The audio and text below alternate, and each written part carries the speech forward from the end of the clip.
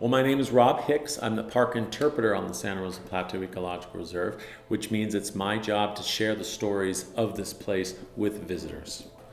And I've been doing that kind of work for 28 years now, almost 29 years. So here on the Rosa Plateau, 22. And then I worked with a number of different national parks, Great Basin National Park, Everglades National Park, Redwood National Park, a number of national parks for a number of years, and then I just kind of came back home, so to speak, in Southern California. And I find that being in nature is really good for me because there's always something different, there's always something that I can find new and that I can notice. I'm very observant, but I need something new a lot. And so that's kind of, ever since I was a little kid, what always drew me to being outside. But I was always into animals. I was always into exploring.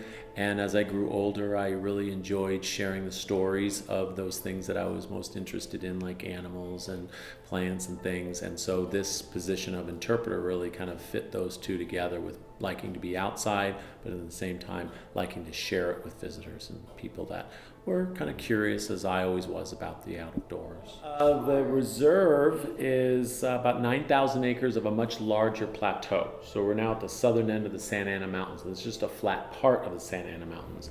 And within the reserve, there are 6 distinct plant communities. So with grassland, woodland, chaparral, coastal sage scrub, vernal pools, riparian wetland, there's a lot of diversity here. It's one of the most biologically diverse areas in the whole state.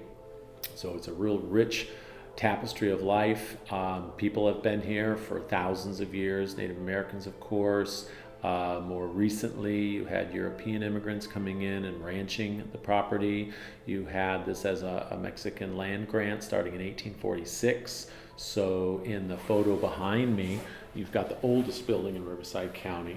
That dates to when this was Mexico. But this is one of those few places that hasn't changed since the time when those buildings, those adobe structures, were built. Things change so much, and especially in our 21st century lifestyles, it's kind of nice to have something that hasn't changed and to kind of give us perspective and to give us a sense of place in terms of the history of an area. And so this just kind of accentuates the personality of this place by keeping it the way it has been for a very long time. Really mostly about protecting them and being a champion for the animals and plants. So I was really sharing the stories of the animals and plants to benefit them, to get people to appreciate them and therefore want to protect them. And while I still believe that, I've kind of come around more recently and are interested in how the people actually accept that or internalize that information. Less about what they're gonna do to the animals and plants, but what they're gonna do in their lives in terms of having maybe a grander appreciation for the outdoors and what their place is in it. And so I think unless people appreciate something, they're not gonna wanna take care of it. So I really find that it's imperative that people get out and get into it and discover it and have a relationship with it in order to wanna protect it. I just kind of saw that animal as not just a beautiful individual, but an amazing opportunity that people have to allow wildlife of that magnificence to kind of live alongside us, because they've been doing it and they'll continue, but they need a lot of help when it comes time to move and locate in new places.